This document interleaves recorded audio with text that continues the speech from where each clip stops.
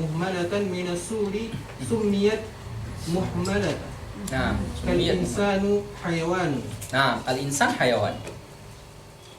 Tidak dikatakan kullu insan atau ba'dul insan. Lanjutnya. Wa in kanat musawwaratan fa in kana as-suru kullan aw ma fi ma'na fi ma'nahu. Fal qadiyatu kulliyatu.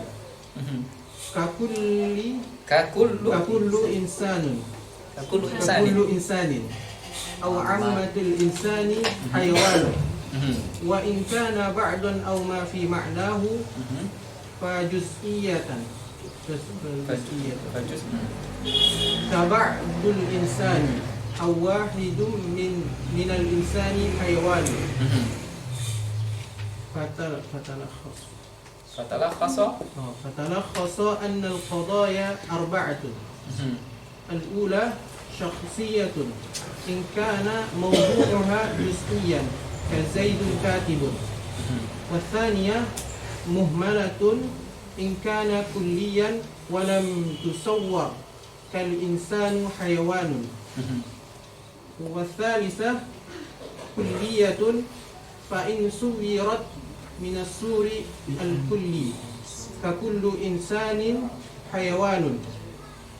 الرابعة جزئية إن صورت بالصور الجزئي كبعض الإنسان حيوان. وكل من هذه الأربعة إما أن يكون موجبا كما تقدم أو سالبا كزيد ليس بكاتب والإنسان ليس بحجر ولا شيء من الإنسان بحجر وبعد الإنسان ليس بحجر فتكون الأقسام ثمانية. والأول من كل واحد يسمى موضوعا والثاني يسمى محمولا وهو المشار إليه بقوله والأول إلى الآخر البيت. Baik. La syai tadi masuk ke mana? La syai tadi. La syai itu la nafil jinsi. Sudah syarahnya di situ. Nah, sudah. Akid gak ada yang iskal kan? Tapi saya tanya nih, yang setelahnya coba, yang belum saya jelasin. Secara zahir gampang, tapi ketika ditanya nggak paham.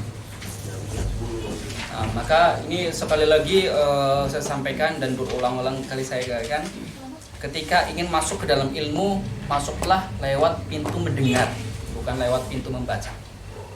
Masuklah lewat pintu mendengar. Nanti membaca setelahnya. Kecuali sifatnya hanya persiapan, bukan memang masuknya lewat membaca lah. Masuknya bukan membaca. Bahasa lainnya adalah masuknya lewat pintu berguru.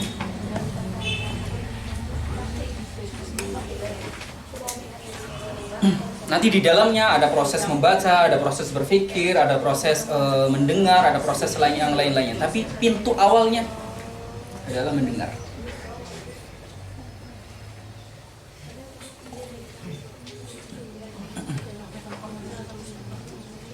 Nah, sudah, ada yang tanyakan?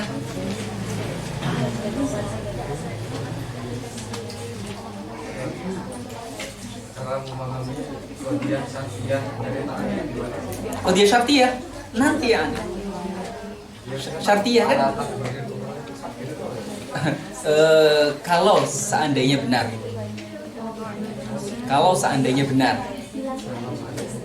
Alat takdiri kan? Itu kalau seandainya benar, artinya begitu. Misalnya gini, dia menanyakan sesuatu yang belum saatnya. Tapi untuk gambaran terlebih dahulu biar nggak mati penasaran gitu ya. Tidak doang maksudnya. Kalau saya lepaskan tangan saya, maka dia jatuh, maka tisu ini jatuh. Ya. Kalau saya lepaskan tangan saya, maka tisu ini jatuh. Berarti ada dua bagian, yang mana dua bagian tersebut aslinya adalah qadiyah. Yang pertama adalah saya melepaskan tangan saya. Yang kedua adalah tisu ini jatuh. Saya gabungkan. Kalau benar terjadi yang pertama, maka terjadi yang kedua. Nah, itu maksud dari apa tadi? Hukumnya dia bisubuti nisbah ala takdiri subut nisbah ukhra. Kalau yang pertama terjadi maka yang kedua terjadi. Gitu. Itu maksud dari takdir. Takdir itu adalah mengandaikan. Mengandaikan. Takdir itu adalah pengandaian. Takdir. Kalau terjadi ini maka yang lain terjadi. Sudah bisa, sudah cukup terobati. Ya, ini belum pembahasannya. Pertemuan besok insya Allah. Pertemuan berikutnya insya Allah.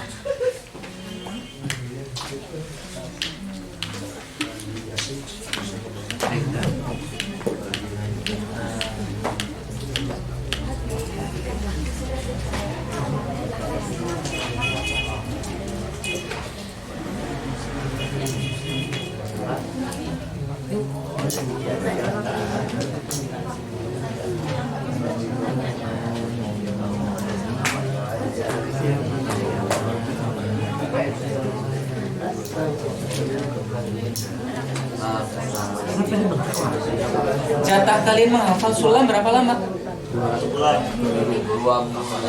2 minggu atau sebulan? Sebulan. Ah, tapi berbarengan ya dengan Faridah. 2 bulan. Bulan kedua Quran kan? Oh, Quran. Nah, pertemuan berikutnya setoran hafalan ya? Maksudnya saya tanya hafalan.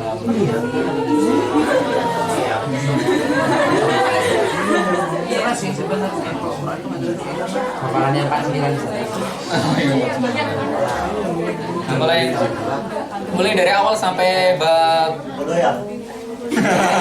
Fatimah 49. sampai sebelum ya udah Qadhoya jadi. Sampai sebelum Ahkamul Qadhoya. Ahkamul Qadhoya itu tentang tanakut sama akes. Cuma 1 halaman doang, ya kan? Di sini mau tanakut. Apa? Setelah syariah tanakut. Iya, setelah syariah tanakut.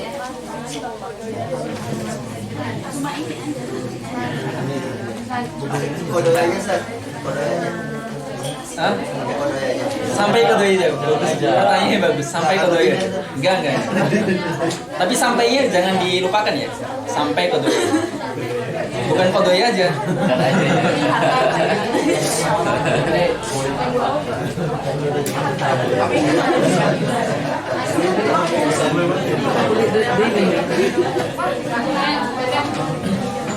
Kalau tidak ada pertanyaan lain, sebagai penutup terakhir,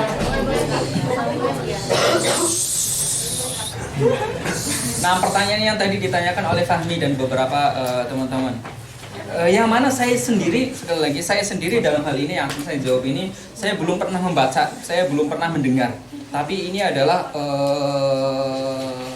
nazar saya yang pertama, ini nazar saya, hasil berpikir saya, bahwa yang dimaksudkan dengan tadi kita mengatakan lafzun. Ini saya belum pernah mendengar, tapi saya jawaban ini itu cukup memahamkan. Udah ya.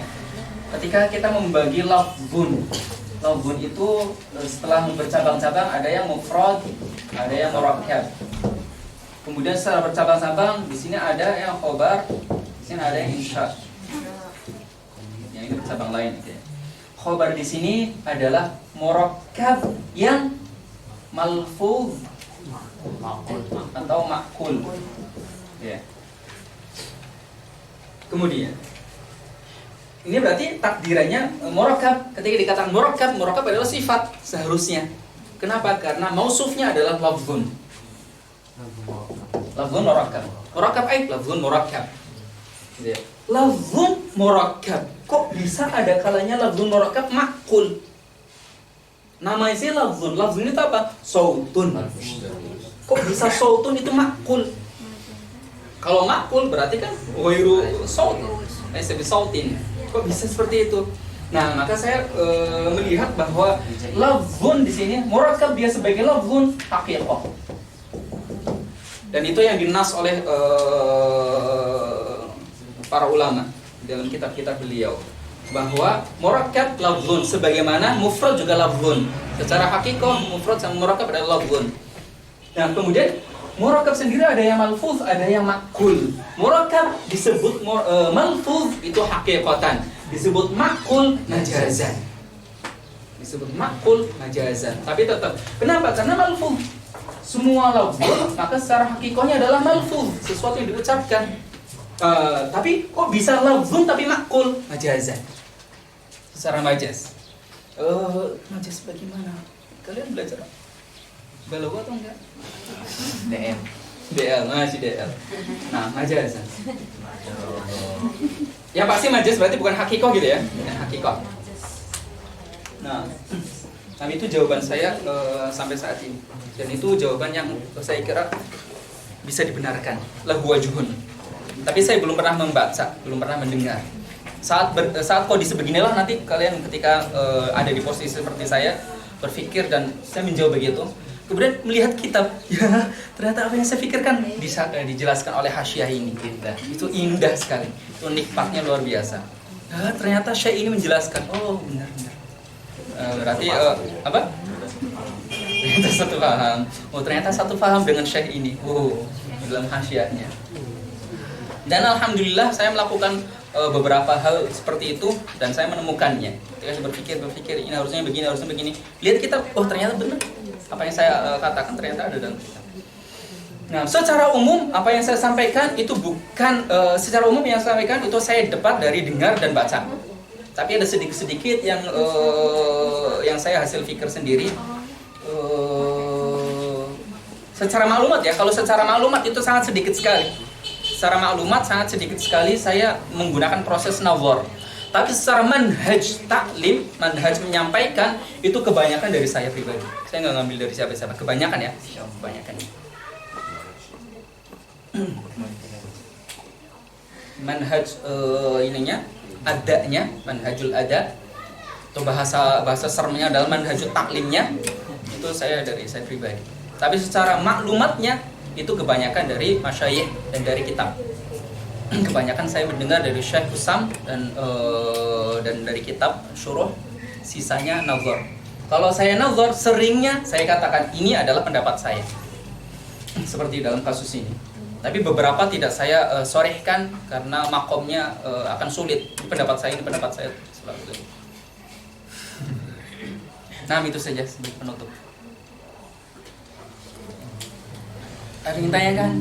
Tapi insya Allah yang saya sampaikan membuat orang-orang pada mumtaz kok. Sudah ada mestinya saya. Siap.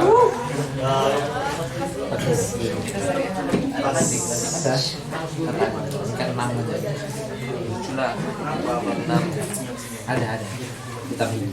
Nah, kalau tidak ada pertanyaan lagi, kita akhiri dengan doa khutbah majelis.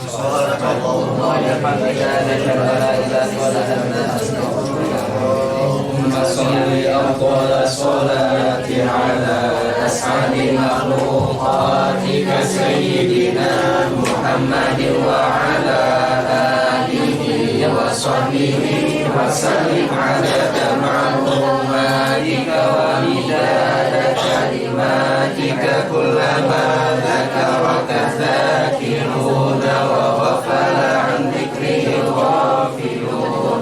Allahumma salli afdal salati ala as'adi makhluqatika sayyidina Muhammadin wa ala alihi wa sahbihi wa sallim adada ma'lumatika wa midada kalimatika kullama dzakaraka dzakiruna wa ghafala an dzikril ghafilun.